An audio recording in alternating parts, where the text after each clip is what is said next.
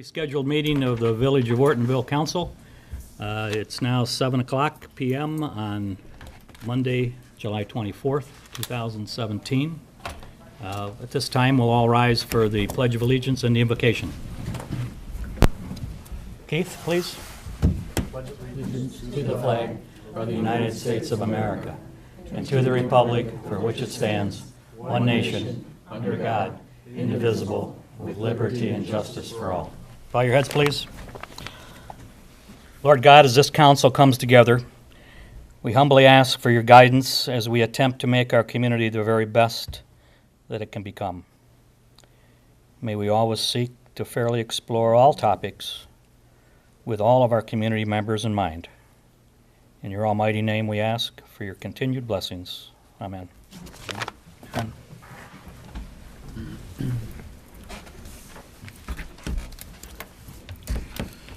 Roll call, please, Liz. Bryce? Here. Butsu? Here. Silas? Present. Eschman? Here. Smornica? Here. Sleva is absent with notice. Wills? Here.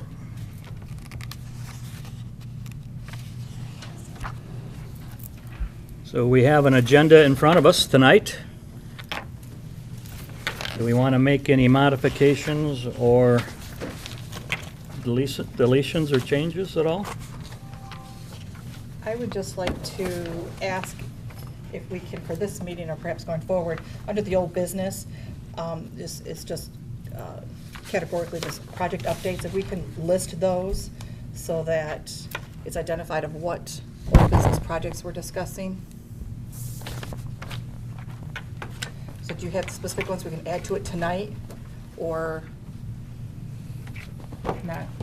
I'm still trying to Pick up the old business? find out exactly what that What that is. list is, so I figured for tonight I was just gonna go down what I had and, Okay, and then going forward, And we then can you just can list add them if I- out by what they are. yeah. Thank you. I would like to add to old business under 11 and add item 11B, Iron Bell Trail.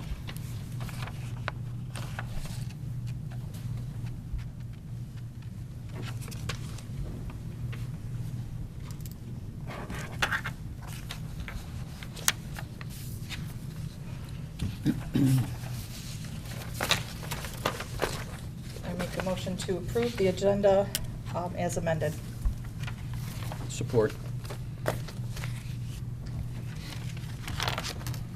Motion by Councilman Skornica, supported by Councilman Eschman to approve the agenda as amended. All those in favor, please say aye. Aye.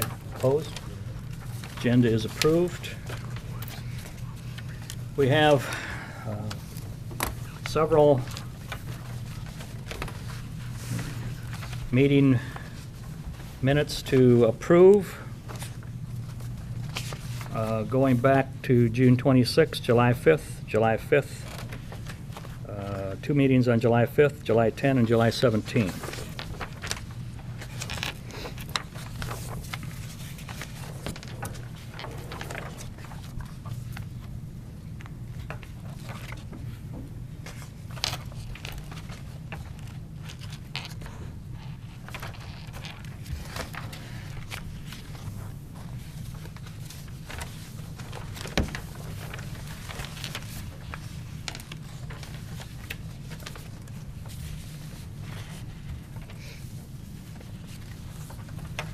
I have a question on B,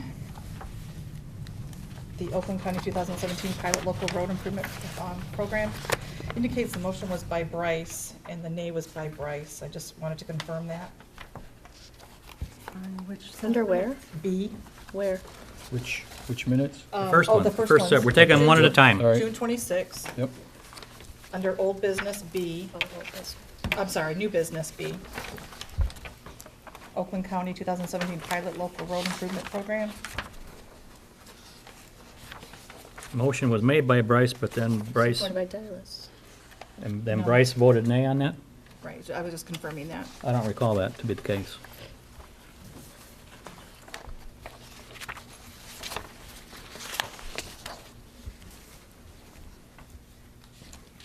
Seems to me that was unanimous.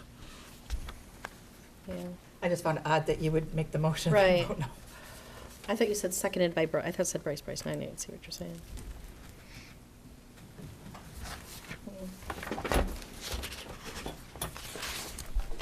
I didn't have a chance to review these. These are Courtney's minutes, so. Oh, these are Courtney's minutes? Yeah. Okay. I can go back to the tape and You remember what you review. Oh, I know that I did, I mean, I Okay, so voted then- yes, but I don't know if somebody else voted no, and there was a Right, it's mix-up just in got a names. mix-up. Mhm. Right. I thought it was unanimous. Because it says 6-1, so somebody. I don't know why anybody would have voted no, quite frankly. That was a small amount, and it was a 50/50 small amount, and it millage. was a grant. Let me see if I have it in my. We don't have I think we trustee need, Schlieve here, though. And I don't think Yeah, I can't That's what I'm assume saying, that. so we have Yeah. to I think we wait. just need confirmation and not, yeah, Well, I the had a assumption. Verification I on had that a question one. on something else too in these minutes, so. Okay.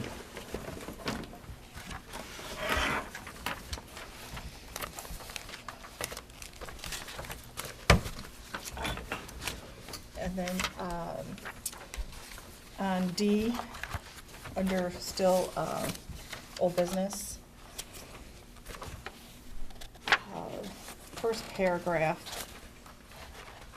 Let's see if I can read how I.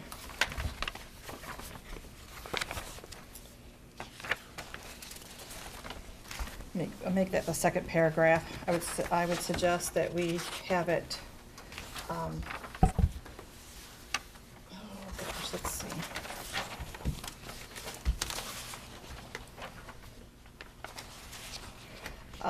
After the first sentence in the second paragraph, I would suggest that it say, "The village ordinance was not provided, although council made the request to have the ordinance reviewed, noting that the animal should be penned in compliance with the current animal ordinances."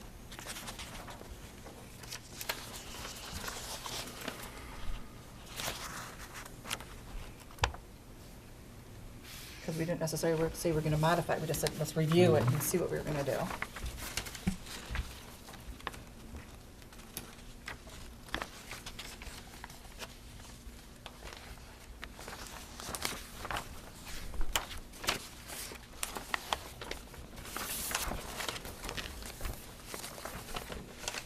Do you have that language written down?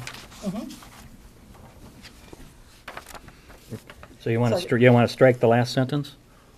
Not all of it, but I'll read it the way, so after this, modification can be made, and then the village ordinance was not provided, although council requested to have the ordinance reviewed, noting that the animal should be penned, and then in compliance with the current animal ordinances. That, to me, makes sense. That's more accurate representation of what was done, what was said.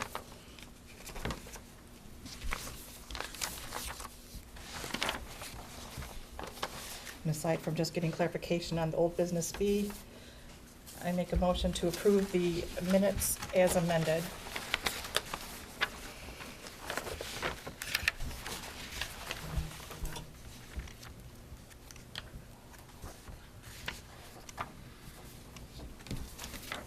I'll support that. So we have a motion by Councilman Skornica and supported by Councilman Wills to approve the amended minutes for the June 26th meeting with the verbiage on paragraph 2, item D, to be provided by Councilman Skornica, right? Yeah. Yep, did you get that, you want me to provide it? Yes. I Provide it. got it, Oh, but you got it, I want okay. to make sure that I Okay. got it Okay. right, so. All those in favor, please say aye. Aye. Aye. Opposed? Minutes are approved. And on the 5th,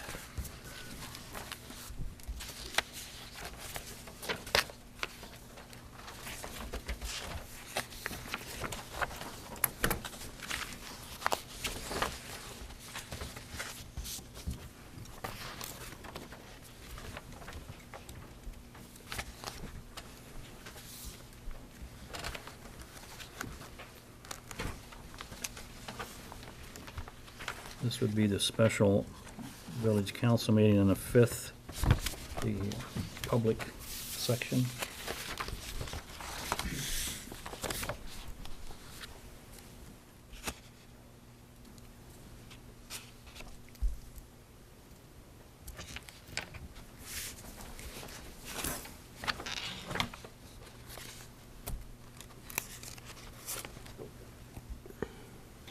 I move that we accept the minutes as presented.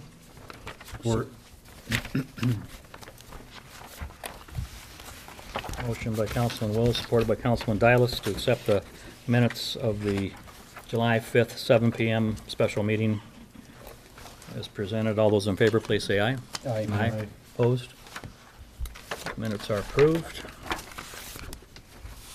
Then we have the closed session minutes from July 5th.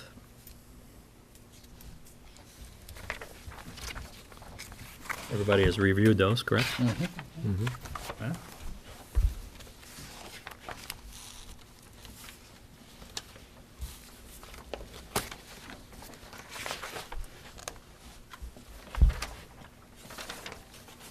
Make a motion to approve the closed session minutes as presented. Support. Motion by Councilman Eschman, supported by Councilman Butsu, to approve the minutes of the July 5th closed session. All those in favor, please say aye. Aye. Opposed? Motion is carried. And we have the special council meeting of July 10.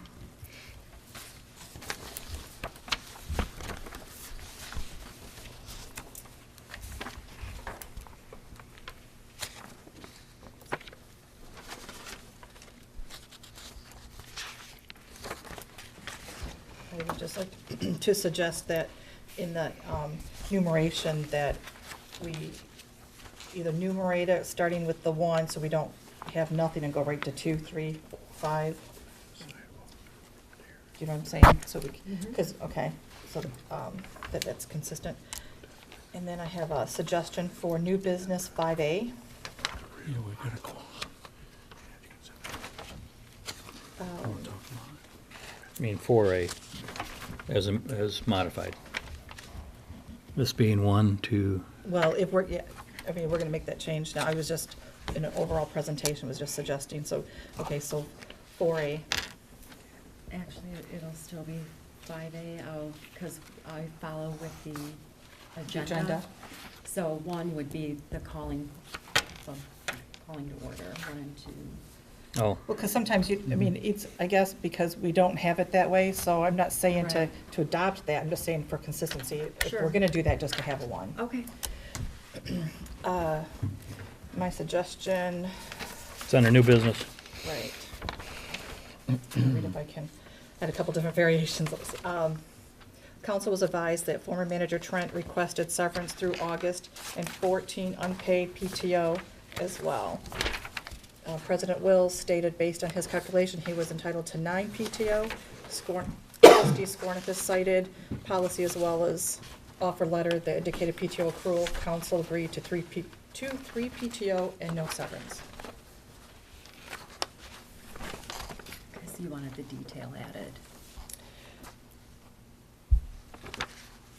Well, just further clarifies it. It just Right. puts more into that as far as how we arrived at that decision, Okay. in my opinion.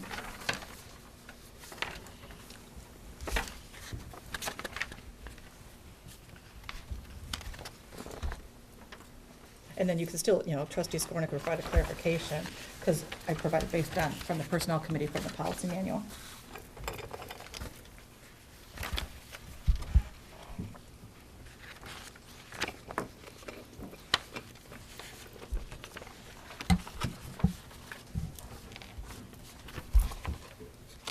Any other corrections?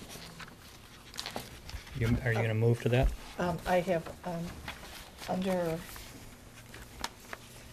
B, the interim manager, I suggest that it indicate the interim proposal from John Lyons was distributed for council review, and we simply just strike, because, you know, without going into trustee Skornick that contacted, it's like, based on request.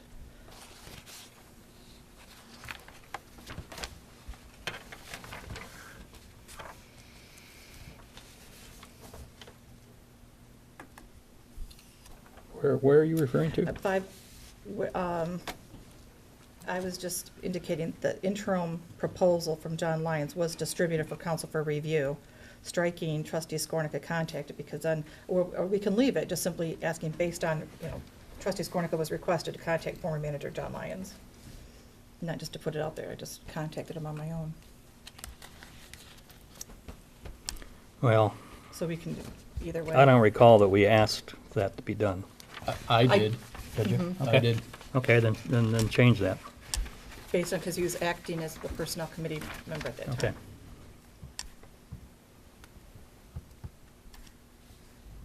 Will you provide me with? I sure will. Was asked to contact. Okay.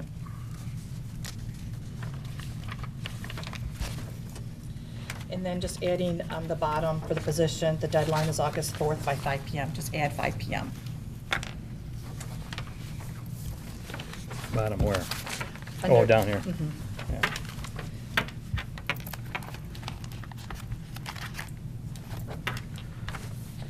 Okay. So you might as well move that they be made with the amendment. I make a motion to approve the minutes of Monday, July 10th, 2017, as amended. Support. So a motion by Councilman Skornica, supported by Councilman Eschman to approve the minutes of the July 10 special meeting as amended. All those in favor, please say aye. Aye. Opposed? Minutes are accepted.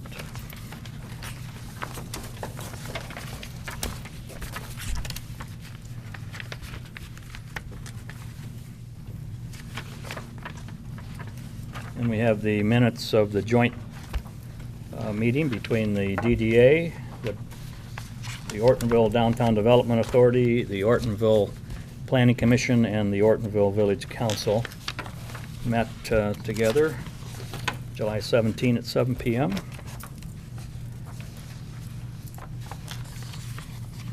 At the bottom of page 1, there's a correction. After the word "also present at the meeting" is Mike. His last name is Deem, D-E-E-M, and not Dean. And also that appears under new business in the third paragraph, his name again. Mr. Deem of McKenna and Associates. And again, the numeration. Yep. If we can just put the font size to the typical, I had a hard time reading that. I was trying It to was fit it on small. one piece of paper, sorry. No, it's like.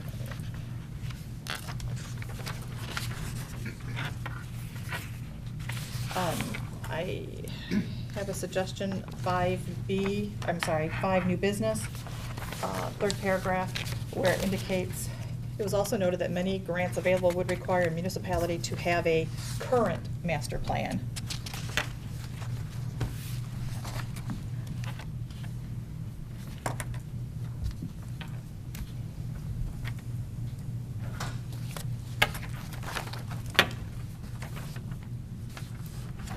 I would just ask, how would we make it current if master Yeah. plans are typically They're always 5 aged years as it old. is? you know. So how would- Because when they made that, because we have a master plan, so they were just alluding to that it's like we need to make sure that it's current, or we could use updated. Because we have one, and this, the way it's written, in my opinion, made it sound as if we don't have one, and we do, it's just we would need to, for the grants, we need to make sure that we have a current and/or updated master plan. We can't have one that's dated. I think that that's adequate as it is. Leave it without. Yeah. Or just to make sure that the grant does comply with what the master plan states, right? So it could go either way, right? So if we're gonna apply for a grant, we just gotta make sure that it does conform to the master plan, Because right? it's making, I mean, then, otherwise why have that sentence in there? Because we have a master plan, it's just a matter of if it's current or not. That's why we, for the Brandon Fletcher. This is just a general commentary on the part of Mr. Deem. And the conversation was, somebody said about, do we Generally. need a master plan? And he said, you need to have a master plan, a capital improvement plan to apply for grants. So it was just a general statement that those things are needed to apply for grants. Okay. Yeah. All right, I would agree. Anything else? I move that we accept the minutes of the July 17 joint meeting as amended. Support.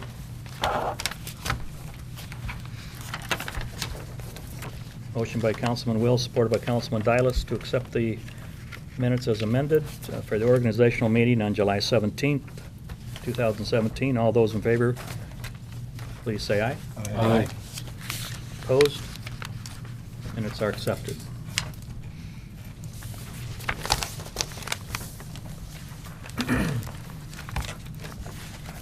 You have the treasurer's report, which is acceptance item. Any questions? We do have the treasurer here. Any questions? There being none, we'll move forward. The disbursements.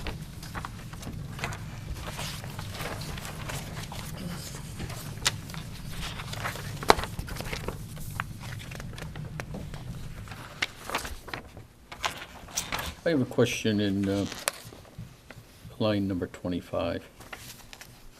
There's an expenditure of the 4105, and it's, the description states that it's software upgrades, training, and travel expense. It seems to me that the training and travel expense should be a separate line item. So if we're paying for a software upgrade, we would like to see that as a separate line item. And then if there were travel expenses as it relates to training, wouldn't that be a separate line item as opposed to rolling it all in as one lump sum number? It came as one invoice, but I can break it out if you like. I was paying for them to travel here and train us. Oh, is that, okay. It was all part of it. All right, all right, all right. I guess I took it as employees traveling, so the other way around. And this All right, is fine. a one-time expense, correct? I believe so. Yes, correct. Thank you. Okay. I understand. Item 19, this is, I really, when I walk around town, I always like to look at the doggy waste bags dispensers, see if they're full or not. So this is $393.91 for doggy waste bags. How long does that typically last for? Any idea? I think we. How many dogs? The last order was, I believe, in October. So Okay. they're lasting 5 to 6 months, I would say. All righty. Okay. I'm glad they're being used. Yeah. I would just like to suggest all that it in the vendor name, that the last names are added, because later on going forward, we won't know who they are. What's this? To add the last names to the vendor names for the employees that are receiving reimbursement, not just last initial. Put the name, Yeah. 2, 3, 16, 20, 42.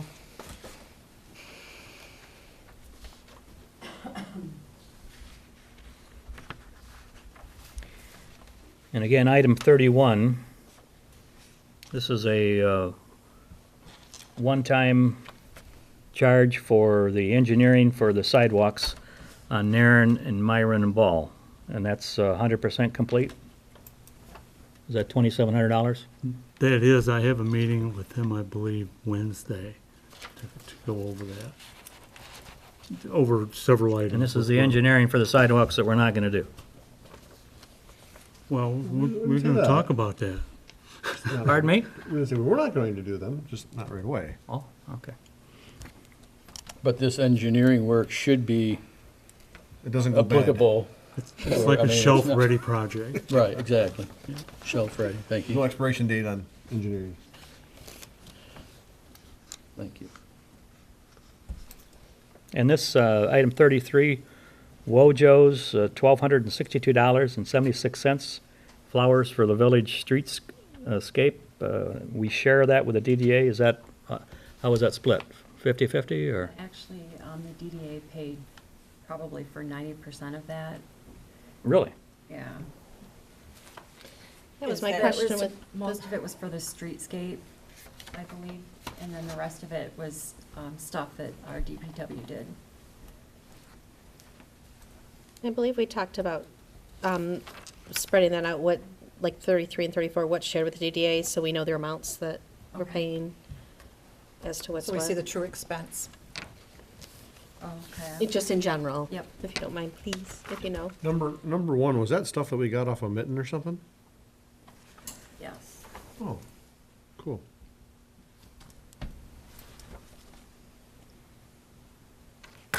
And number 40, the attorney invoice. Why is my name on there? That was, I had a question too. For a call regarding a closed session meeting. Ah, okay. Well, it wasn't for that. It wasn't No, $1,040. It's because the other project is on there too, 144. I can It's for split both. that out as well if you like going Okay, forward. yeah, I'd appreciate that.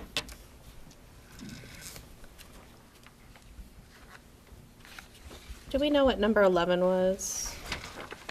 The BFIS marketing lunch? I have a question on that as well.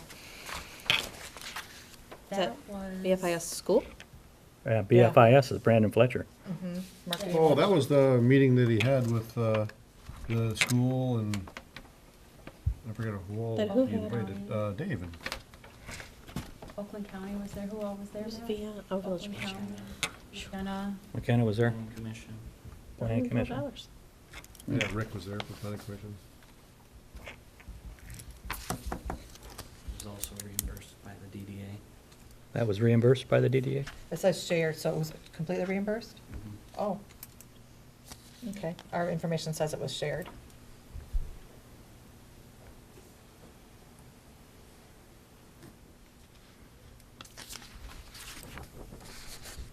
So that will change our disbursements then, right?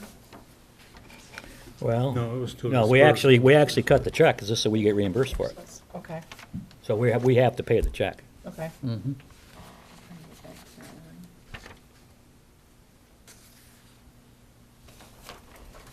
So McKenna, Planning Commission, and David. 3 people. Okay. Superintendent was there. Oh, wow. DDA was represented. Okay. Oh, Plant Moran as well, the school district's consultant was there. Okay. Any other questions?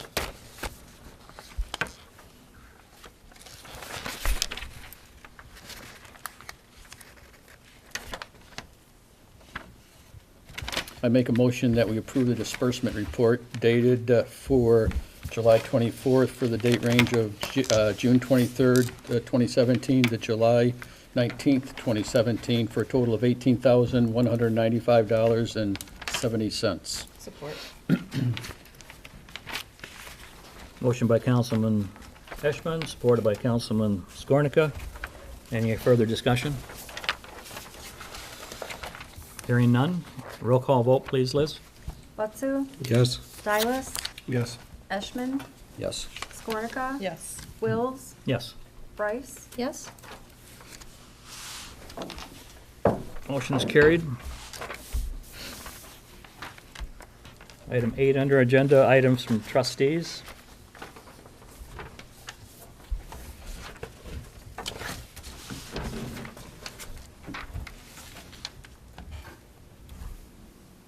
Anybody want to jump in? I'll go. Okay. Based on the trustee Eshman and trustee Bryce for the Personnel Committee, we have received 6 applicants to date. That's what we have. For the public's information, the deadline is Friday, August 4th at 5 PM. No resumes will be accepted if they're dropped in the drop box outside, little drop box.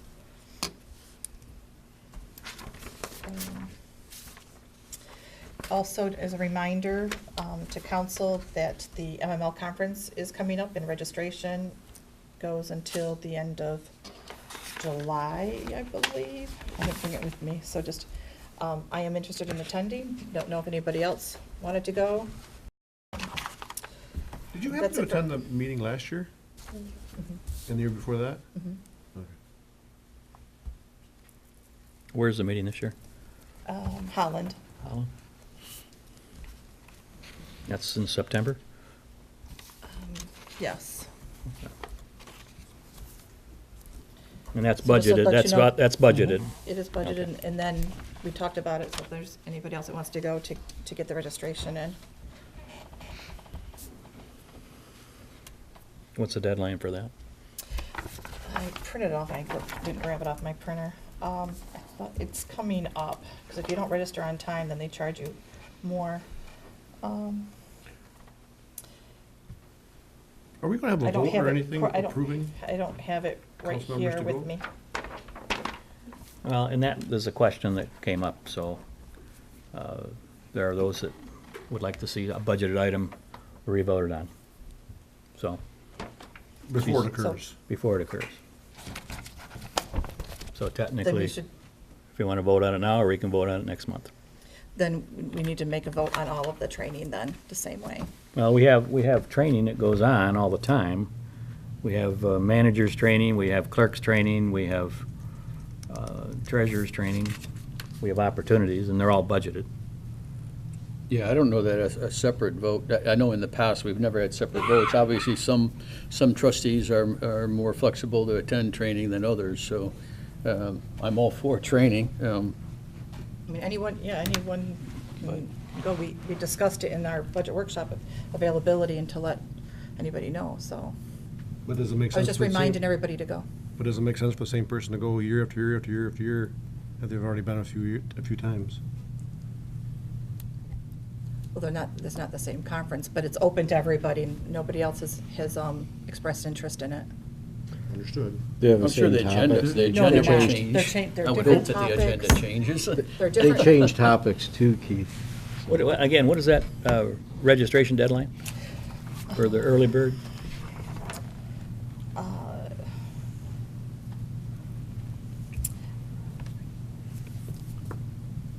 I don't see it right here, right handy, but everybody can review. You can go online and look it up. I want to say it's like the end of July, but I didn't, I printed it up with the form off, but I didn't bring it with me, so it's not in here. And what is the expense, do we know?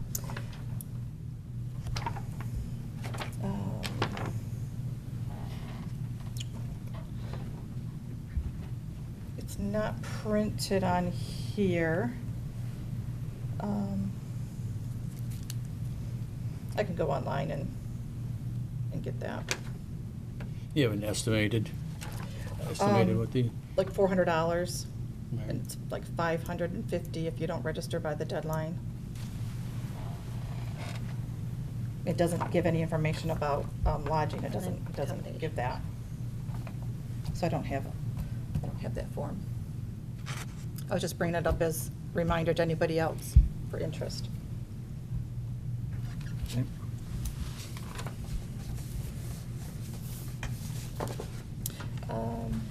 That's it for me. Mark, do you have anything?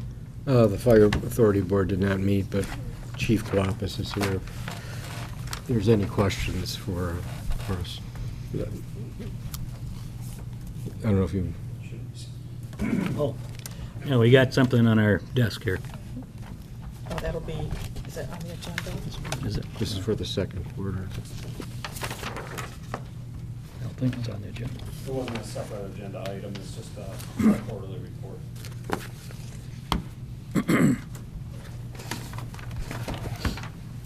Anything for you, Dan?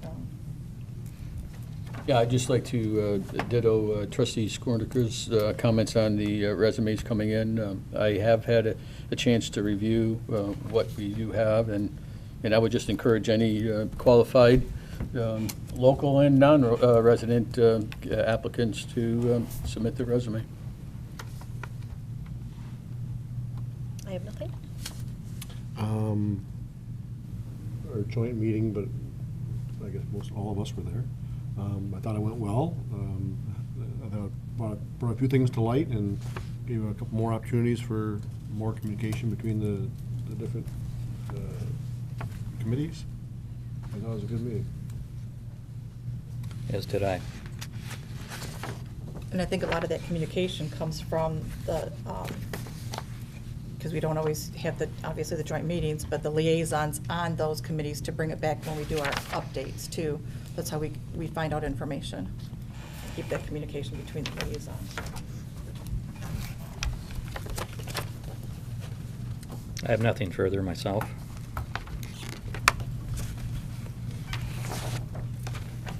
Anyone else? Item 9, public comments on agenda items. Anyone?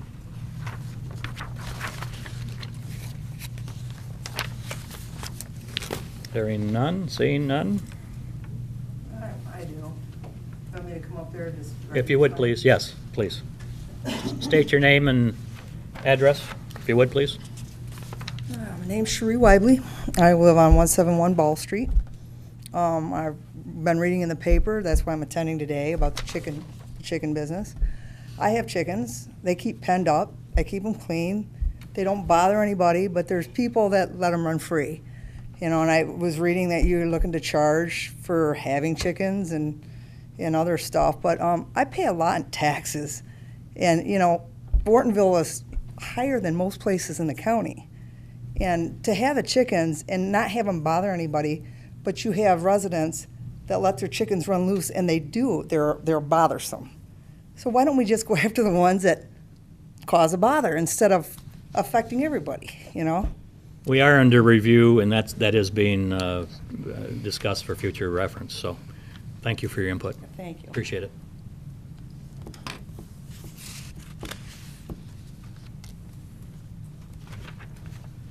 Okay, village manager's report, item 10.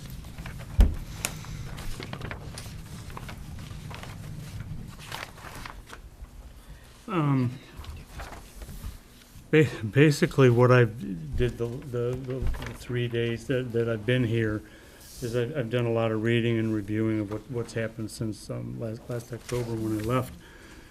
So I have the not projects, but the items that were on the desk and being discussed with various people in various stages of where each of them are.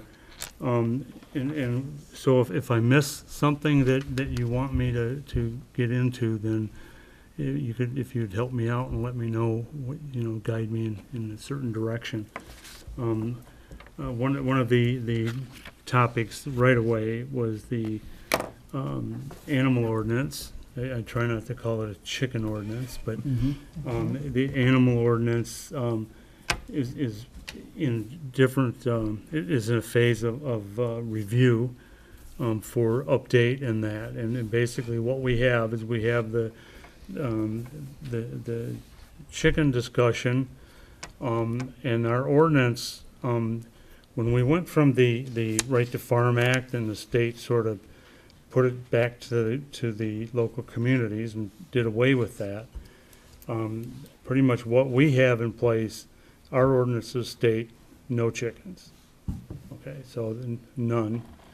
But when they made that change, we had residents that had them. So what we did was we put into effect the animal ordinance in itself. So no free-ranging chickens. Okay, and it says any animal that's out needs to be leashed. So if you want to walk your chickens, you got to put a leash on it. I don't think that's going to happen too much. But we can control the free ranging. Also, the noise ordinance kicks in when we have to deal, and nuisance, when we deal with the roosters. So that's what we did. The roosters were a no-no because they violated the noise ordinance and the free ranging. And then we had chickens that were in pens, and there was virtually I don't remember a complaint that come in on those. It was always, if they were, it was roosters and it was free range. And mostly roosters. So everything was under control, and then somehow we kind of let that go. But we should update the ordinance to allow for the chickens, because chickens is right on there, no. And so I found some notes that were, Bill, I believe, and Denon and David had started that, so I'll pick that up. I guess what I would like from council is the planning commission, that this would be an ordinance that they could, or they don't have to go through the planning commission. If you want an ordinance that's going to be fairly quick, then we don't go to the planning commission. Planning commission could take up to 2 or 3 months to draft the ordinance, get it approved, get it ready. It has to go to the attorney if it's, if it's going to be approved. and then come back to council. Then at that point, if council has any questions with it, it goes all the way back to planning commission. I would recommend that we just take council's input and then run it past, for courtesy, to run it past the planning commission and see what they think about it, or not, if council doesn't want to do that. But that's where we are. We have it. The complaints, I have a couple of addresses. I don't have names. Some people have been contacted. I found notes that they were contacted. I found notes where there was some resistance to just blatantly say, no, we're not going to control the chickens. We're not going to, like that. Well, that can be dealt with too. But if council wants just in a revision of the animal ordinance, that's what I would do, is include them all at the same thing. Just remove the chickens from the absolutely no chickens list. Make it so it's possible, make them pen them, and then you're gonna have, I'm babbling a little bit here. I'm sorry. The planning commission, why they're in it, because you're gonna have setbacks for the chicken coops. Okay, you plant that chicken coop right on your property line next door to your neighbor's window, and we're gonna have issues. So there's gonna be some setbacks, and what I'll basically do is I'll just get with Bill and we'll do that. So, I just need a little bit of guidance of would does council want a revision of the whole animal ordinance and just include the chickens, and because we have some free running dogs now too that I've heard about, so, we need to get after them, and we will.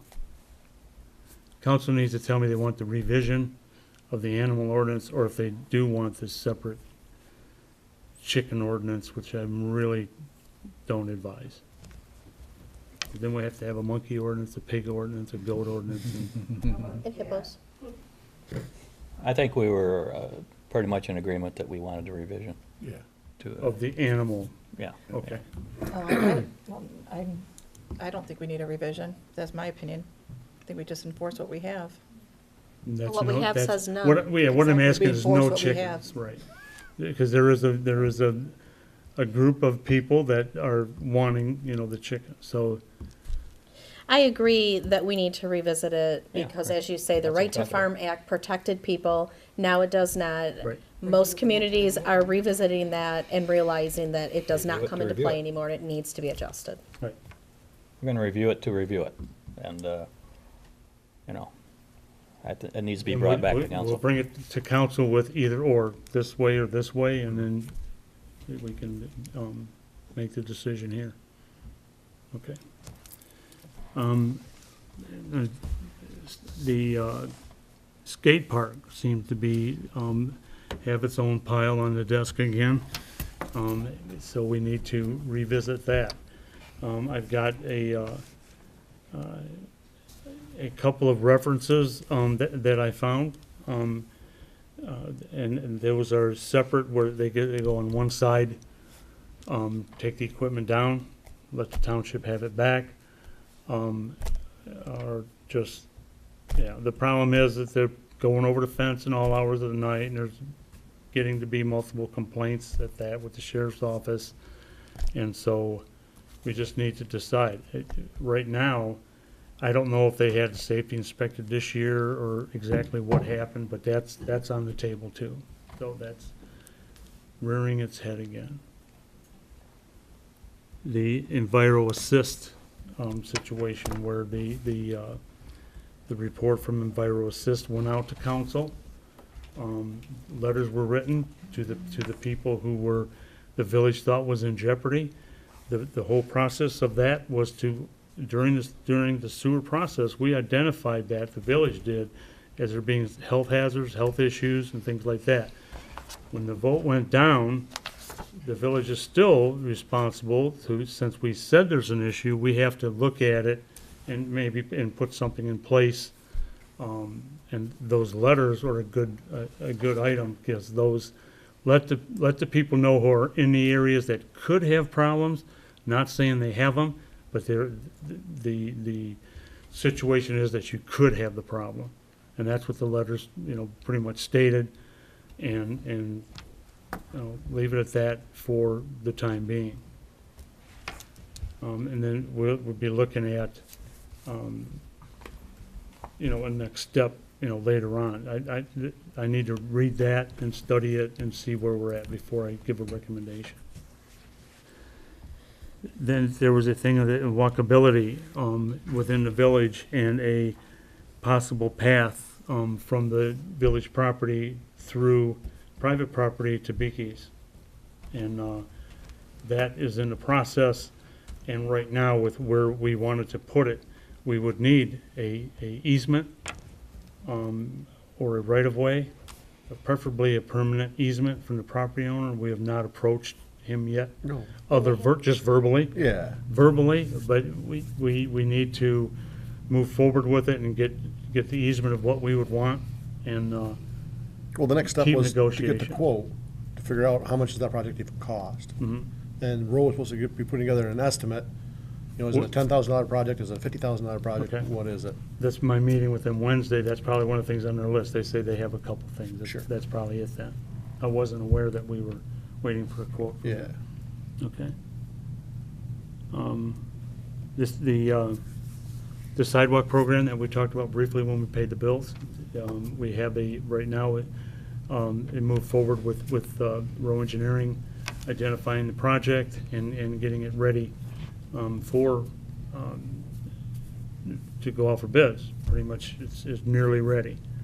So that would be nearly ready. In the past. The situation with the fund balance was our major projects like that were brought to council after the budget and presented for approval afterwards. And I don't know really what happened with that, other than council decided not to put it in the budget itself. The plan for that was to see if there was any opportunities to get some grants. Once we had an estimate of what the project was and the scope of work from Roe, which sounds like they have completed, then it was to see David had a couple different resources for looking into some grants. SEMCOG was one of them. They do sidewalk grants, and then I don't know if there's any other DNR or what have you, grant opportunities for sidewalks.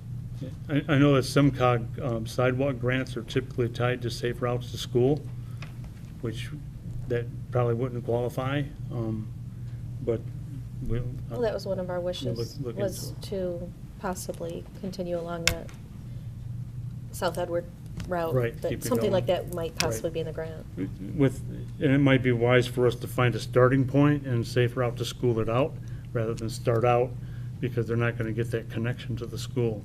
And that may be all in the notes. I don't know. I could have read 4 novels in the last 2 weeks, so, yeah, so that's up. Also, the council approved a local road improvement program through the Oakland County 2017 local road improvement program, and we are going to execute the contracts with that and move forward. That's another one that I just have to read and move forward with, but it's ready. Council did approve it. We're ready to do the signatures and the contracts. I just want to read it before I sign it for council. Are you referring to something other than the Cedar Schoolhouse project? Yes. Okay. Yeah, it's a separate, I believe it's a chip seal, maybe project, and it's identified, but I can't remember right now.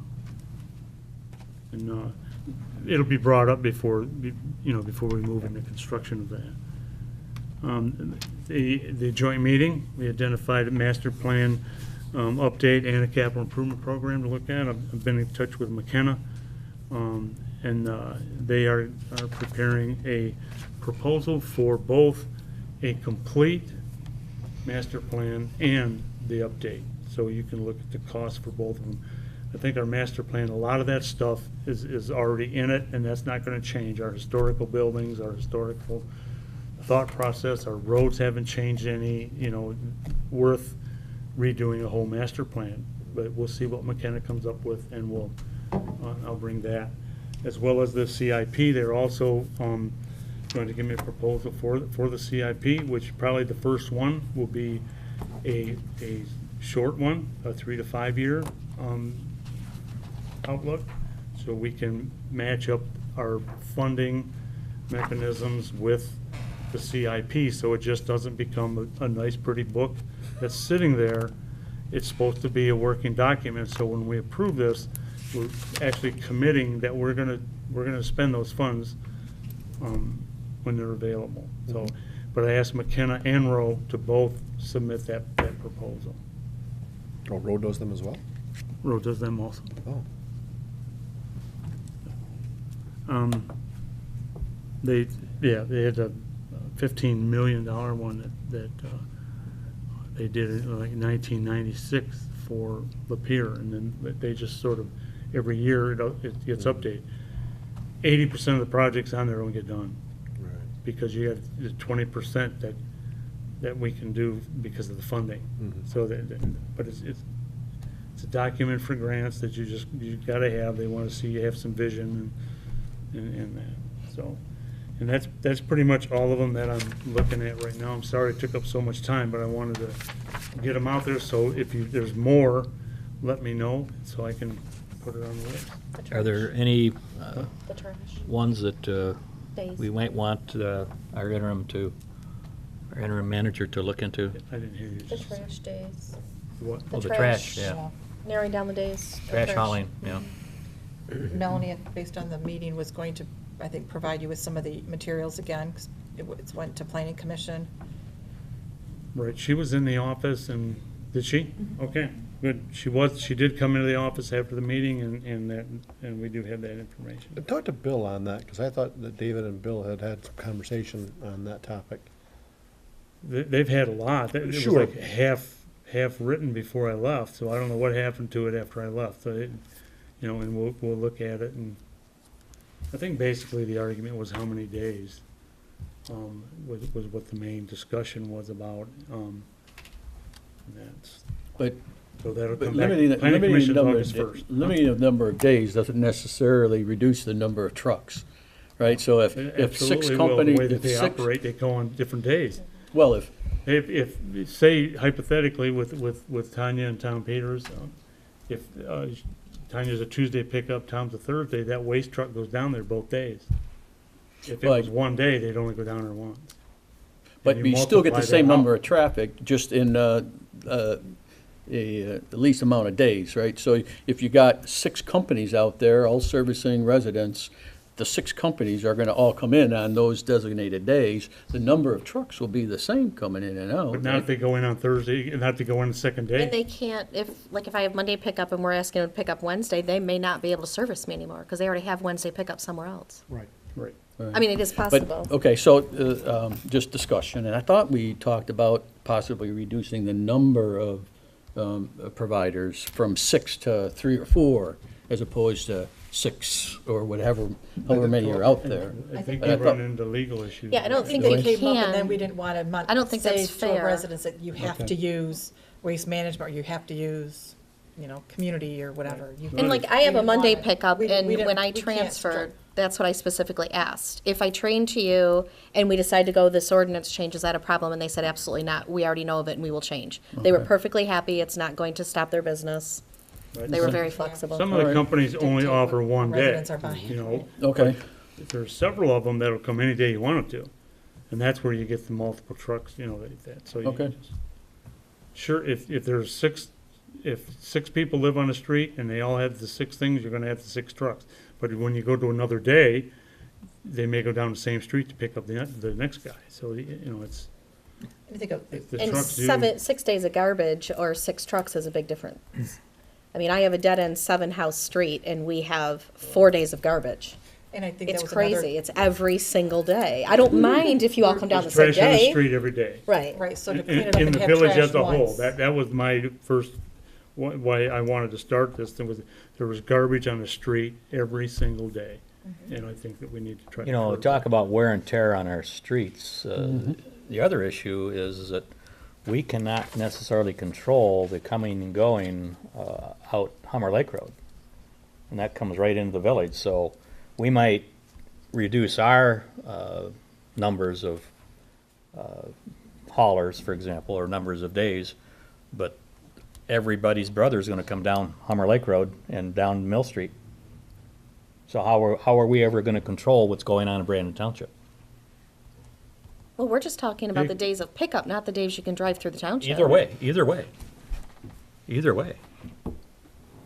Like I said, there's a start. I understand your point. That would I be mean, an issue for the attorney and the county sheriff, whether we could even do that or not. And I know we also talked long as they about don't pick reminder up. times. I Well, think but they I can don't think drive we and can they're tearing stop up our them from roads. driving through on our major streets. I think we can somewhat control local streets, but we can't control, like if they come down Humber Lake on the mill. I mean, we're talking about a Go to road 15. that's already trashed for the most part. It's only like a number 2 out of 10. And the road is just being abused all the time. Right. So we'll just start moving on that, and that is the planning commission. We also talked enforcing the times too. Oh, yeah, Yeah, not the 6 a.m. when it's a time frame right. Yep, in the summer. yep. Okay, so I got that. Solid waste. Last item I had was, David was supposed to be working with Bob Hoxwell and DTE and getting a quote on changing out the rest of the streetlights to LEDs. So we could see Okay. what kind of, Talk with Bob, because I haven't seen All right. anything on that. yeah, I thought he was he was contacting them because they would put the whole proposal together for us, like DTE would. DTA will. Yeah. Yeah, they will. Yeah, that was on our agenda a month ago.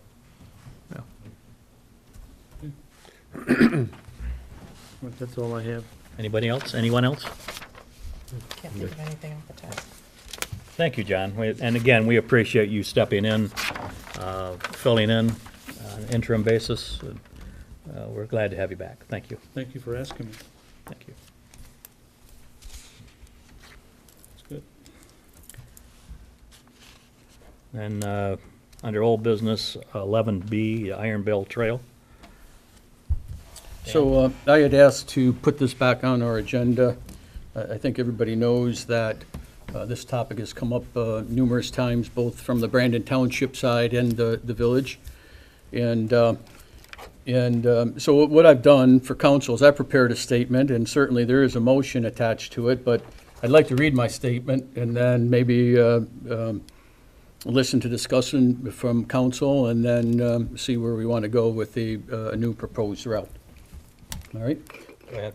So the Iron Bell Trail route currently proposed have been met with some pretty heavy resistance by our residents. The reason for this resistance, I believe, the routes proposed infringes on many residents' privacy and brings concerns of homeowner liability. I would like the council to consider tonight what I am calling the Heritage Highway Route, or Route E. This route would run the length of M15, or the Heritage Highway, entering into the village from the southernmost border just south of Granger Road, and exiting at the northernmost border just past Myron Street. Adopting this route will allow the trail to cross 4 main streets that lead into the village. The streets are South Street, Narren Street, Mill Street, and Myron Street. This route will also be much easier to maintain and much easier for the police to patrol.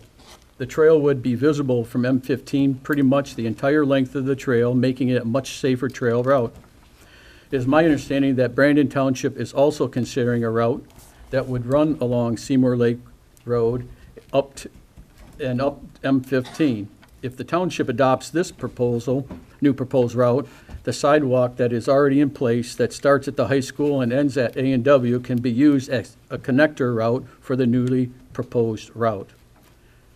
So I do have a motion in this regard, and I guess I'm soliciting council feedback on what I'm prepared to read as a new proposed route. I would like to have a copy of that, to see that, and to review it. I think it does have merit. When Lieutenant Glover was here a couple meetings back, he indicated that high visibility was a primary concern, as opposed to being hidden away. So I would be in favor of reviewing it. Anyone else? I think one thing, you can't use the sidewalks for the bikes. It's pedestrian traffic, so you can't integrate that. The other thing is, I think I would like to wait until the township decides what they're doing, because there's no point in doing that if the township's not going to connect. Well, I think we've already heard what the resistance the township has heard thus far, and those proposals, A through D, and I think it was through C, one of them was set aside. All of them were met with some, what I believe, pretty heavy resistance there. So I do believe a 10-foot wide sidewalk can accommodate bikes and foot traffic. That sidewalk on M15 is 10 foot wide. Yeah, and I think it is ample width to support both cyclists and pedestrian walkers. So, I don't know that we would be able to complete it all the way the full length of M15 because of road width constraints. In other words, by the A&W and by the, if you're gonna swing through town, as opposed to swinging along M15 in front of the Fletcher Intermediate Building. yeah, my proposal is not to bring the bike path into town. My proposal allows 4 main streets that are in town to connect up to that trail that will run along M15. Because I don't believe that our residents here will support a bike trail that goes right through town, right through the front of their house as well.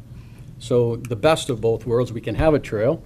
It is safe and secure along M15.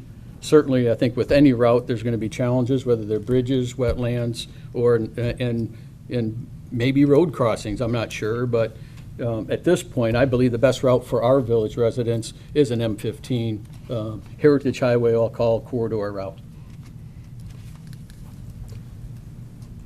I think overall, that has some very good merit.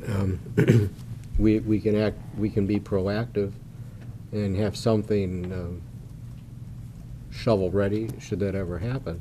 But that I've heard from people, and I think the Heritage route, since we have the freeway there now, it makes sense to me. I like it. And for those who are concerned about not getting the traffic through town, when you have 4 main roads that do connect up with that proposed route, certainly any one of the cyclists, walkers, et cetera, could easily do a detour into our lovely village as well. So I think that would take care of any concerns over some business thought that we got to have traffic through the town. When you have 4 main roads that do connect up to that trail, I think it would offer that opportunity for those who would want to come into the village. I just think it's putting the cart before the horse, because until we find out what the township wants to do, if anything. And that would be Brandon Township, the village, and Groveland Township. We are this much of that But information. it's my understanding that Groveland is already going to take the route up M15, all right? And to say the cart's in front of the horse, there's already signs being put up to support the Seymour Lake Road M15 corridor route. It's only a matter of time. I'm not here to represent Brandon Township. I am here to represent the residents of our village. And right now, the feedback that I'm hearing is they would much rather have an M15 route as opposed to routes that may come in any different direction from the backside of our village. We already have had a route. I think, John, you were involved in that trail, that program that you put together a couple years ago, right? Right. And I think that it does have merit, but I think that what needs to be done is that there needs to be a subcommittee convened to explore this. And I'm not sure 100%, I'm not sure myself as to what the legalities would be about having the route through downtown, whether, the sidewalks can or cannot be used, the current sidewalks, or whether the people can ride their bikes through downtown. Are we able to have a lined off bike area on the road? along what you see in some communities? You can if you have the width and everything, there's still So what, criteria. so what are the legalities as to what kind of width you need?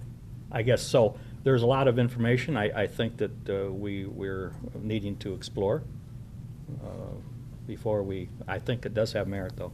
But just for the record, I believe, and John or anybody else can chime in, our sidewalks today, our roads today will not support the width that trail requires. You're talking about a major trail that runs from Detroit all the way up to the UP and then some. And the streets that we have today and the sidewalks today are not supportive of a trail to support that type of the traffic coming through town. So we'd have to make some major adjustments to our street widths and/or sidewalks in order to support that. Oh, I don't disagree. We would have to make some adjustments. But I think that there's, before we jump on the bandwagon, and I would agree with Keith that we would need to do a little bit further research and exploration in the topic. Okay, so to keep this on the burner and not bury it, I'd like to have it brought up on the next month's meeting agenda, and I'd like to make a decision. I believe 30 days is ample time to make a decision as to where we want, or what best route is for our residents for the village. I will refrain from making my recommended motion, but I think you know where that's headed based off of my thought and what's right for our residents. Okay. Other comments? I'd definitely like to see Kristen Wiltfang contacted. I'd like to see professional input on this, not us make a decision on something none of us are able, I mean, we are not professionals in this. And to your point, there's other 3 routes that we're not professionals that are out there floating around. She did you know, many that haven't years even- of research on that. Kristen Wilfang was a major part of that for over 3 years. I can't say that the research was shared with us. So if the research is there, I'd be happy to review it too. Yeah. I believe the only research was a survey that went out to all the residents in Brandon Township and then some, because when that survey went out, numerous people were contacted. There were no policing of who answered to that survey. There were people that answered that survey that were outside Brandon Township and even outside the village voting on what route to take. So from that standpoint, I don't even think that survey that selected the routes that are currently being proposed is a fair assessment of where those routes should be through our village. So there are a lot of questions, and there have been, and the questions continue. So, you know, I think that we can definitely take this up next month, and that'll give John a little bit of chance to check with the legalities and some of the issues. Is that fair, John? Yes. Okay. Thank you. Thank you. Thank you. Thank you. Yep. New business, item 12, we have 12A, the Cedar Schoolhouse Street paving project. I make a motion that we approve the contract with the Michigan Department of Environmental Quality for funding for the 2017 Scrap Tire Market Development Grant in the amount of $103,000. Support. Motion by Councilman Wills, supported by Councilman Butsu. Further discussion? Any discussion? I'd like to question just the overall amount of that project at $206,000. Did Rowe do the engineering on it, and was it estimated? So we didn't get any quotes for it, or did we? I'm not sure. But how was the $206,000 established? They did, Roe did the estimate. They did the estimate? Yep. So it's not to exceed that amount? Or is it Well, supposed to be that's equal what to the- that? That's or- what the grant's for. The grant is for If we 103. exceed it, yeah, we'd cover anything that goes over. It's a $206,000 project. It's a 50% reimbursement. Right. So when it's done, it's 103, and we'll get 100, we'll expend 103, but it's a reimbursement, so we'll spend 206, we'll get 103 back. When they did the other street, they did the estimate, and then we got the quotes, we did the project, and I think we were within like $1,000 or $2,000. Yeah, it was very close. Yeah, really close. They're pretty close. Some- Okay. They miss sometimes. I've been there when that's happened, but for the most part, they're normally pretty close. All right. Any other discussion? Hearing none, roll call vote, please, Liz. Dilus, Yes. Eshman, Yes. Skornica, Yes. Wills, Yes. Rice, Yes. Butsu, Yes. Thank you. Motion carries 6-0.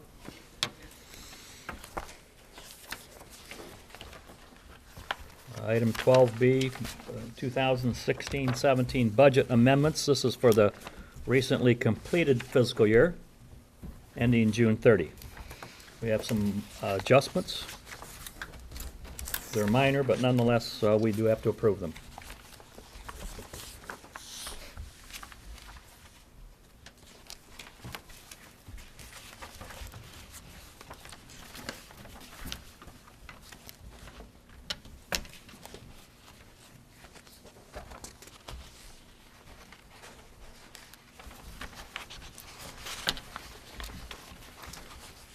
Would it be more appropriate to have the amount of the adjustment included in that motion? John, do you, any thoughts on that? We could. Beth, do you have the total amount? Of all of them together, yes.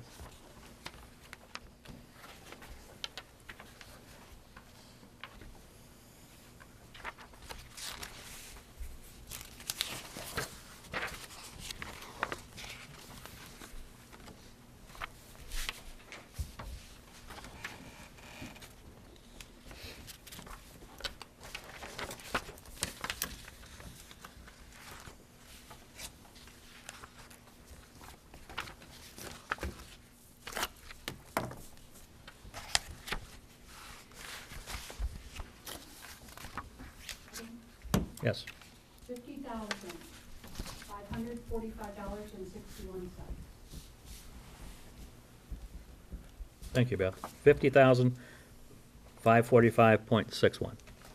Thank you. Under or over? It's internal adjustments, so it's not, It's over. yeah, we're 50,000 taking from over some and budget. putting it into others. To cover overages, Crazy. Overages, yeah. just to cover overages, but within the budget, it's not something outside the budget. That's, typically every year we do a balancing at the end of the year. Entertain a motion? Anybody? I'll make a motion to approve the 2016-2017 budget amendments as presented. In the amount of, In the amount of $50,545.61.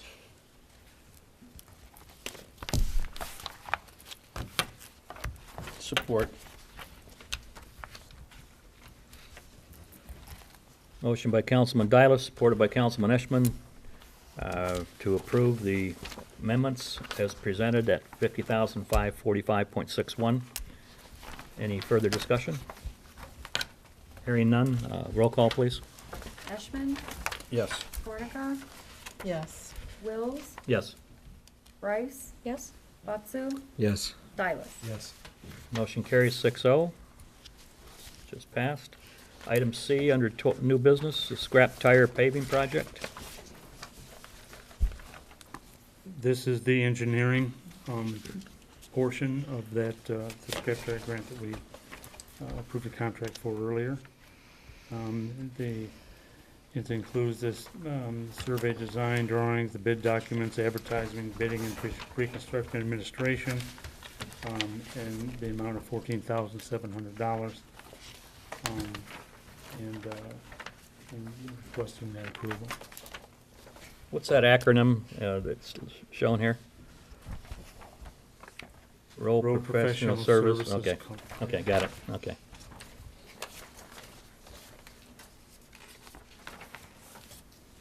Whoever makes that motion, please, don't use the acronym. Oh, yeah. I would like to ask that, Rating is the 14,700, is that included in the 206 number? No.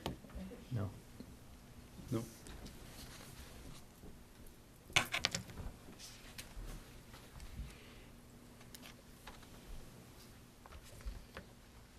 But we put, this was in the budget. We put this in the budget. Oh, yeah. Yeah, Yeah. so I thought we did.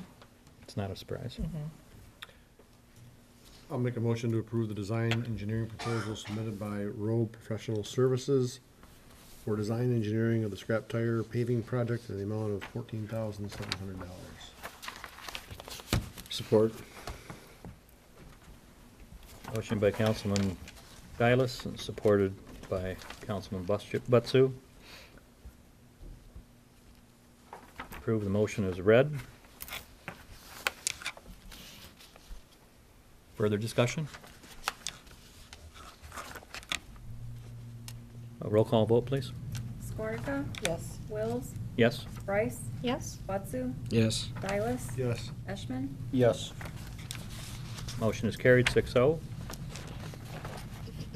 Item 12D, the Ortonville Downtown Development Authority 2017-18 budget approval.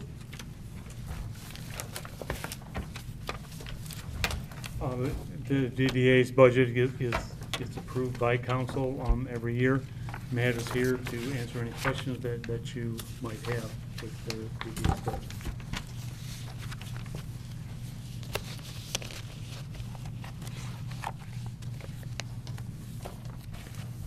Matt, I have a question for you in regards to grants, and I know when I attended the DDA meeting, when you first rolled out this budget, I did have questions and/or concerns about projecting grant money into the revenue amount. And then you had commented that, well, if you don't get the grant money, then you would just back it out. What line item, I assume that's a matching grant? The 35,000?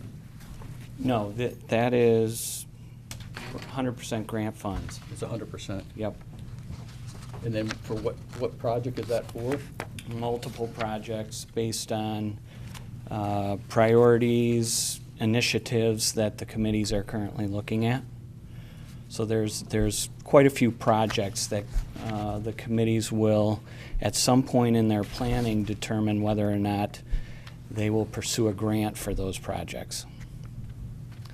Now, if I can point out, through the budget process, and if you refer to last year's budget, on the revenue side, you'll see towards the bottom of the revenue section from last year, we budgeted to bring over $44,000 from our fund balance. Well, we're ending the year with $46,000. So essentially, had we done that last year, we would have eliminated all of our fund balance, but what we did was controlled the expenses on the expense side so that we were not obligated to bring over all of those funds from the fund balance. And so if you take the grant goal of $35,000 for this year and the $10,000 we're pulling over from the fund balance, we're really trying to adjust that, be more responsive to our fund balance, similar to what you were battling with as it related to funds coming from the fund balance in your budget this year. The board wrestled with that. They didn't. They needed to talk through that, putting a grant figure on the revenue section. And if you refer to the minutes from the meeting, the DDA board meeting where this budget was approved, the consolation, if you will, was that the board asked that we put in there that it is a goal, that it's not definite funds that we will be receiving, but it is a goal for this year. So to further that discussion then, it shows you have a total appropriations, and now, wouldn't that mean that your budget would be, from an expense side, plus that 35,000, so you wouldn't want to account for that, not knowing you're going to get any one of those dollars, right? Well, and on the expense side, the committee's had an opportunity to come to the table and say, here are some of the initiatives we want to pursue. They're not done deals, they're not shovel-ready, if you will, but they're initiatives that the committees were interested in pursuing, and so we did account for those on the expense side, again, with the hope or the goal of reaching that 35,000 in grants for the year, which will support some of the initiatives. So then what line item is the expense then to cover the 35 on this? They're within various categories.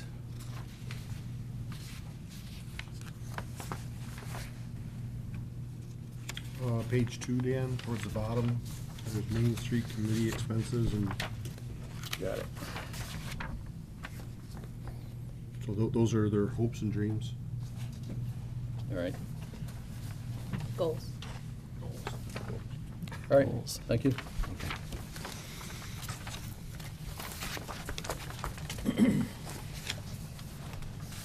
I guess a question for you, Matt, not knowing intimately of your programs, as far as bringing businesses to downtown to some of the vacant stores, do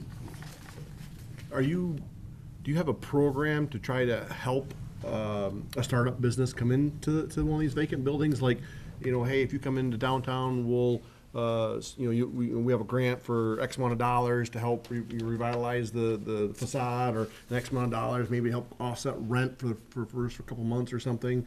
Do you have a program defined, or? No. That actually is one of the launch initiatives for the Economic Restructuring Committee this year, is to research and structure what is referred to as a business incubator.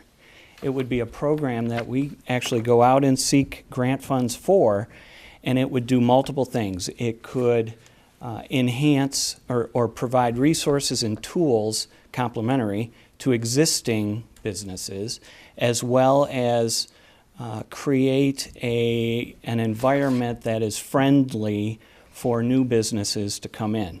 And that may be, for example, sharing some of the risk for that business to start. Not for the long haul, just for a bit of time. And of course, the business would apply for that. There would be expectations that the business would follow a plan developed by this incubator process, and then they could receive funds that would help buy machinery, buy equipment, rent, and so forth. So is the plan to try to have that plan together within the next 3 months or something, and then market it to the local businesses and anybody else who might be interested? It is the Economic Restructuring Committee. These are volunteers, and I participate and support the committee. I don't want to commit them to 3 months. Just curious. But our goal is to have this functioning so that we can go out and seek grants 'Cause for the program. And then, yes, we would market it. But not just outside, it would also include a component that would support existing businesses. Because I spoke with the business on Saturday that is outside of our village limits, but not by much. And they were considering expanding, but if they knew there was a program that could help them to expand, they would be much more likely to do that and to make a move with that assistance. So. Yep. And a business incubator program is not a new thing. It's not something we just created. We are in the R&D stage, the rip-off and development stage. So we will go out and research those programs, and we will identify what we feel will work here. Just to give you a little insight into that specific project, we have already reached out to Oakland County Economic Development to assist the committee in identifying, through data, through market analysis, identifying, and based on our current situation downtown here, identifying businesses that could be a good fit for this environment. And from that data, then we will build a program where we're able to go out and try and attract those businesses. Great. Thanks, Matt. Mm-hmm. Matt, bouncing off that, at our joint meeting, we kind of discussed the council receiving the information on the multiple plannings in our community. Is that something that you could email everybody the results of and the information on I know, like, as we were talking about trails and the chickens and things, just what our community wants, asks for, and needs. I like how that was all laid out specifically. Absolutely. Would you mind emailing us? Sure. Thanks. Maybe it's better if it comes from John. Okay. I'll get it to John and. Sure. May I just have a question? I see on here the Beats and Eats, there's nothing budgeted and nothing was planned for this summer. Or the Desert Angel postage, that doesn't seem to be going forward. Do you expect to resurrect those in the future? Just not next year? Specifically for Desert Angels, we have turned that over to Friends of Amos. That's a self-funding program through Friends of Amos. It is no longer an initiative of the DDA. As far as Beats and Eats, Creek Fest, other events, the board made a decision last fall to kind of hit the reset button on the DDA, focus internally on the structure and function of the DDA, get the committees to function again. We had burned out some volunteers. We were short on volunteers, and the start of the year, actually into the second quarter, we're recruiting volunteers to serve on these committees, and so taking on larger initiatives like Beats and Eats was not something that the board was willing to do this year. Could you explain what the Friends of Amos is all about, and when and why was that all started? I can explain as much as I know, because it was started in 2014. Friends of Amos. Amos is an acronym, and it also represents the first name of the founder of Ortonville, Amos Orton. But as an acronym, it stands for Always Making Ortonville Strong. Friends of Amos is a 501c3 nonprofit organization recognized by the IRS. It is separate from the DDA in that it functions as a separate organization. Currently, the members of the board of directors of the DDA are also on the board of Friends of Amos per the bylaws of the organization. And really, Friends of Amos is, how do I want to say this? The DDA sees Friends of Amos as an opportunity to provide initiatives, events, and activities in downtown Ortonville. Now, ultimately, one of the reasons to start Friends of Amos was to have a separate organization that, in the event that someday the DDA ceases to exist, we have a Main Street organization, a nonprofit organization that can continue to focus on the well-being of downtown Ortonville. So you had, in 2016, 2017, you brought in revenues of $13,000. Where would you say the majority of that money came from? It came from donors, sponsors for the fireworks, and donors to the fireworks. That was the majority of those funds. There could be some crossover with the Hometown Hero Packing Party, which Friends of Amos solicited funds to help pay for the shipping costs for 147 boxes that we packed last Saturday.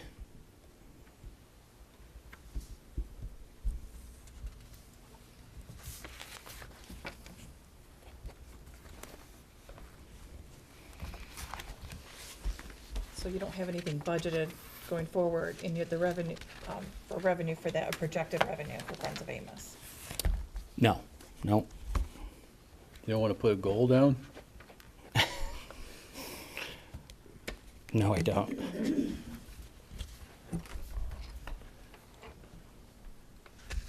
fact, the treasurer and I had been talking about the Friends of Amos board being a little more thorough with that budget amount.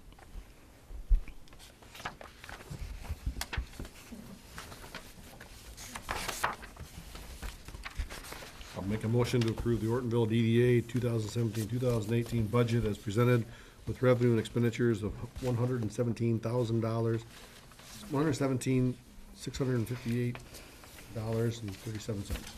Support? Motion by Councilman Bryce, or Councilman Dylas, supported by Councilman Bryce. Any other questions, comments? I'd like to amend that motion. The total should be 47 cents, not 37 cents. I don't think you gave me a 10 cents, did you?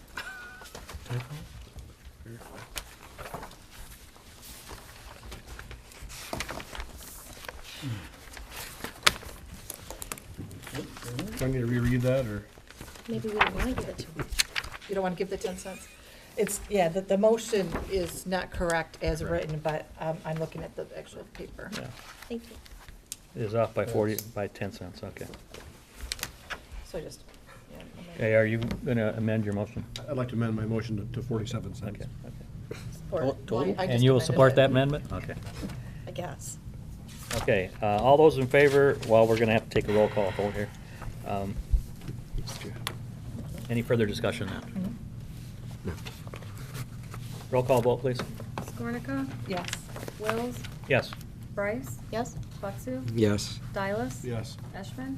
Yes. Motion Thank you very passes. much. Carries 6-0. Thank you. Thanks a lot, Matt. Thank you, Matt.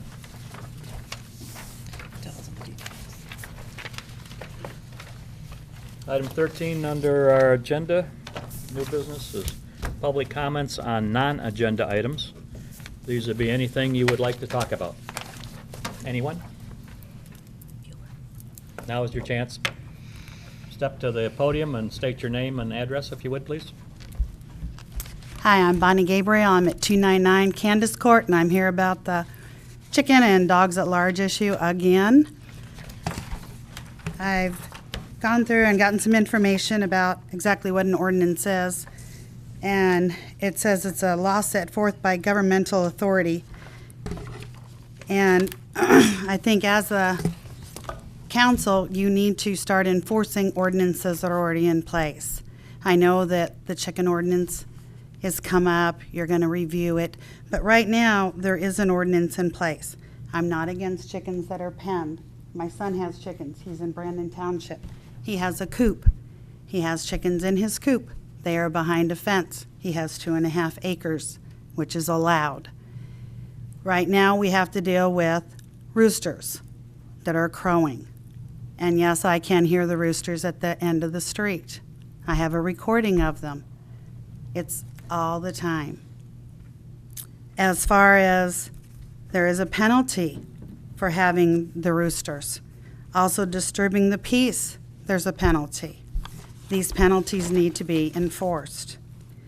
I sent all the council and previous village manager letters, emails, pictures, and pictures of the dog at large. I have been blocked numerous times when I exit. The dog is in the street. If a dog is in the street, it is not being where it should be. If it's on their property, that's fine. If they want their dogs not on a leash, that's their business. But I do think when they run across the street, are standing in the street, or are running across the street to go on village property to take care of their business, which they don't pick up, there's a problem. I heard you mention that you have bags that you pay for in the village. We don't have a bag stand on my street. Maybe we need one. And you can add that to your expenses. My question is, what are you going to do about this? Is it because it's not on your street, in your little area, that it doesn't matter? But it does matter to me. I'm a citizen in Ortonville, and we do pay our taxes, and that these ordinances need to be upheld. Even if they get changed down the road, what we have now needs to be upheld. One of them is roosters will not be allowed within the village. They call them pets. I don't know. I never see them in their house. Thank you. Thank you. Thank you.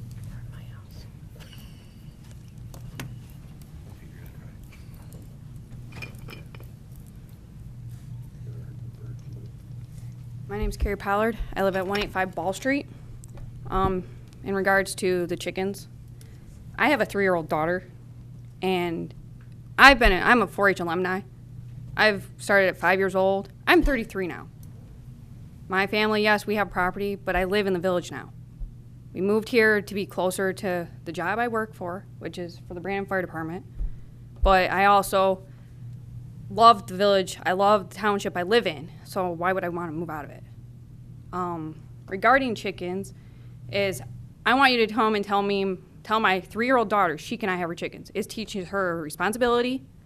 She takes care of them. She goes out and waters them every night, opens them every morning, feeds them, collects the eggs. We have 4 chickens. That's all we have. They are cooped. They don't run the yard freely. I don't have a problem with that. I will keep my chickens cooped. My neighbors have chickens. They keep them cooped. We don't have roosters because I know there's people that don't like waking up at 5 in the morning. I don't like waking up at 5 in the morning. That's understandable. I agree with no roosters because they are loud, they are a nuisance, and that's why we don't have them. But I don't see why we have to say no to the chickens. Why can't we say, have chickens, but you're only allowed a certain amount of chickens? There are cities around us that have village ordinances. Farmington Hills has it. Auburn Hills has it. They allow chickens, but they have ordinances saying you can't have roosters, you have to have them penned, you have to have certain guidelines. Why can't we do that? Because I don't want to break my daughter's heart. She's learning to be responsible. She's growing to become a 4-H'er. She's becoming a beautiful young lady who wants to have more animals. Right now, we don't have that luxury to have that, but I can at least give her something to look forward to. So that's one thing I want to point out. I don't want to do that to her, and I don't think anybody else wants to break their children's hearts. I understand, yes, your son lives on 2.5 acres, but that's not in the village. Why do we have to tell our children no? I want her to have the opportunities I had. And I know a lot of people would like to do that. So that's my take on it. Sorry, I'm a little emotional because like I said, 4-H is a good thing. Raising animals is a good thing. Would you tell your neighbor you can't have your dog? Or you can't have your cat? So that's my look on it. Thank you. Thank you. Thank you.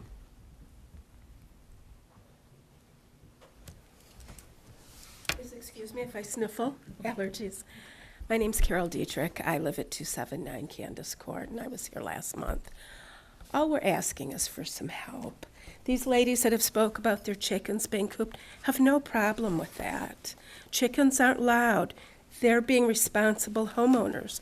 They're taking care of their chickens. Their chickens aren't bothering their neighbors. That's not our issue here. Our issue is roosters. 2 roosters. I have a folder sitting there. You're all welcome to have it. It's pictures of roosters in the street, in the neighborhood, roaming through the backyards. And it's not just roosters. They also have 2 dogs that are allowed to turn loose. My husband leaves very early in the morning for work. 4 out of 5 mornings, he is stopping. He cannot get out of our little cul-de-sac because they open their front door and the dogs are turned loose to relieve themselves on the village property, which is on the opposite side of the street from their house. So we're not asking for anything out of the ordinary here. We don't have a problem if they have dogs. Leash them. Put up a fence. Do something. Keep them off of our property. Keep them out of the street. As for the roosters, I can say nothing good about that. On my phone right now, and we all know how good our phones record, I have got recordings of roosters. I am the 4th house in. They're the 1st. Standing in my kitchen at 6 in the morning, recording roosters.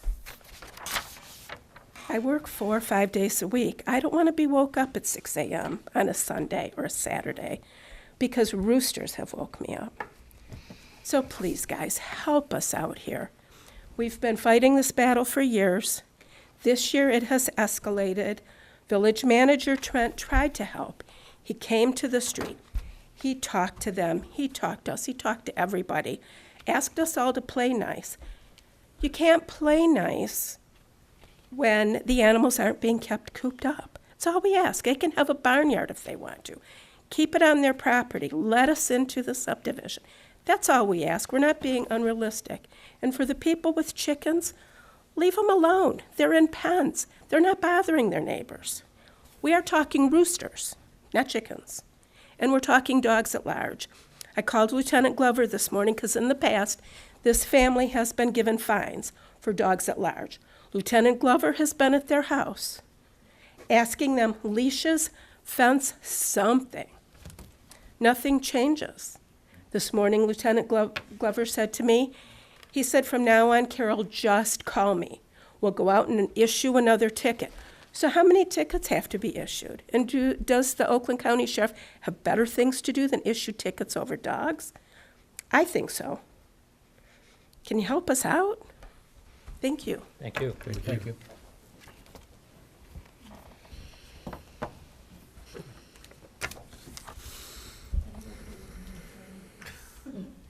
Well, actually, you had your opportunity. Not in. No, not in public. Not in public. Oh, I'm sorry. It's an agenda. Okay, go ahead. It's not to do with the chickens, honestly. Okay, go ahead. You had brought up lights a little bit ago. We live on Wall Street. We have very little lighting at all on this street. We have probably 20 kids, small kids from this on down, crossing the road all the time. We're getting the ball fields.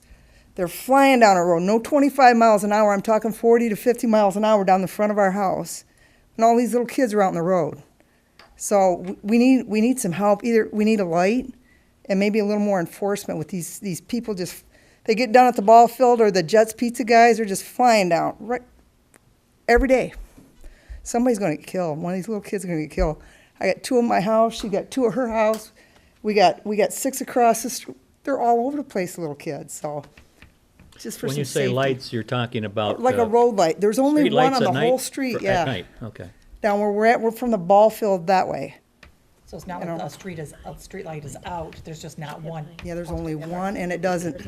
Not where the kids. Not where the small. There's a lot of small kids. So that way we don't have to hear about some little kid getting killed on Ball Street. So Thank you. Thank you. thank you.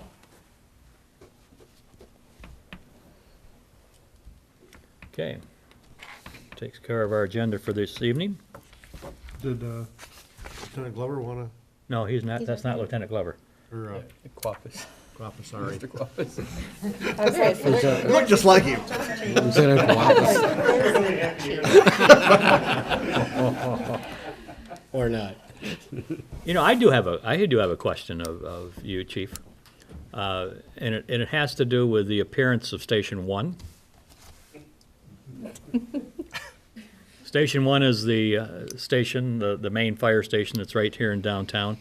And it appears as though it's needing a really nice paint job. And you are correct. And we're in the And- process of taking care of the garage doors Okay. that need to be painted at both Station 1 and Station 2. And what you're referring to is there was a door that was replaced years ago and was not repainted by my predecessor, nor was it repainted by me because of some discussion as to why the door was taken out by a fire truck. And that was that they couldn't see that the door was closed Because of the color of the door. because of the color of the door. So we left it white. Ah. Actually, all of our doors will be white, Ah. except for Station 3. I'm not going to repaint those yet. I'll wait till somebody takes a door out, I guess. I don't know. I guess Bad I'd joke. forgotten that. A fire truck took a door out. Yeah. Yep. Evidently, What might be that driver? evidently there was, the sun was out really bad that day, and when they looked in the mirror, it looked like it was up, and it wasn't, so. And we're also going to be adding a reflective stripe about a foot off the bottom of the door, all the way across all of our doors. So that way, it'll be easily seen if there is any light. Is there any way that there can be actual light installed on the door panels? Oh, with LED In technology. other words, when Right. when you push when you hop in the truck, Right. so that you can see It wasn't. It wasn't. It was when they were backing in. Ah, okay. It wasn't when they were pulling out. Our firemen are much smarter than that.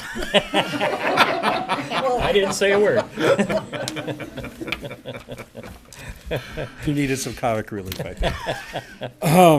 The only thing I want to point out, since I do have the floor now, thank you, is that on our second quarter highlights, I just want to point out the number of incidents that we're up to this year. For 2017, we're currently at 733 calls. This afternoon, I went back and looked at what 2015 and 16 had put us at. 2015, we had 624 calls. 2016, we had 693 calls. If we continue on the pace that we're at, we're roughly running right now on an average about 25 calls a week. That's an average. We have some weeks, we've had a couple of weeks where we're only like 12 or 13, and we've had other weeks where we're almost 40. The trend is that we're still continually climbing up. And with that, we have a lot of calls that we receive that are multiple calls. And what I mean by that is that we'll be out on a medical, priority one medical, which we would consider somebody with chest pains, having a heart attack, that type of thing is a priority one. And we'll get another one right behind it. And we're to the point that, we used to only get maybe one or two of those. Well, now we're up to 3 calls where we're getting one right after another. And it's happened on a pretty regular basis. And the issue is that we don't have enough staff, full-time staff or part-time staff sometimes, to cover that third call, so we have to use mutual aid. And we're calling a lot for mutual aid to our neighboring departments that are ALS, and that would be Groveland, Independence, and Oxford. And they, likewise, are calling us a lot. They're starting to see, because their population is larger, they're starting to see the 4, 5, and 6 calls coming out all at the same time. And recently, Oxford just had that. They had a house fire, not a house fire, they had a commercial building fire. The roof was on fire. While they were on that scene, called for mutual aid because they needed additional firefighters to help extinguish that fire. We also ended up with 2 other medicals. They called us to cover for the medical coverage. We transported 1 other patient while also responding to another patient. And then shortly after that, Addison Township called out for a house fire, working house fire, which everybody relocated to and continue moving. So we're able to do what we're doing, but we're just barely able to do it, and we're calling for mutual aid a lot. And I just want to make you understand that there's probably going to become a point in time that we're going to need to hire additional personnel full-time. Is it just additional personnel, or are we talking about additional equipment, like another ALS unit? No, we've got the equipment. We just don't have the additional full-time staff that would help make sure that we have the capability to respond to 3 calls at a time. I only see it getting bigger. The number of calls that has occurred, August will be 30 years for me. When I started, we had 314 calls for the year. Now we're running 1,244 calls a year, 400% increase. The statistical information out there is that the baby boomers are getting older. Figure. With that comes a lot of extra care that is needed. And they anticipate that we can see another 400% increase between now and the next 5 to 10 years. And it may even go higher than that. So as we all get older, we all need additional services. So I don't, with us being a bedroom community, we see a lot of that. Even when the downturn of the economy, when everything else was going down, we're leaving, our call volumes continued to go up. People were still calling 911, and I don't see that changing. So I guess we're a recession-proof industry, if you will. So. Is there anything else I can add? No, sir. Thank you for your time. Thank you. Have a good night. Thank you, Chief. Thank you. Since there's no other business to come before this board, I will call for an adjournment of the council. Make a motion to adjourn? Support. Support, motion and support by Councilman Dialis and Councilman Skornica. All those in favor, please say aye. Aye. The meeting is adjourned. Thank you, everyone. Have a good evening.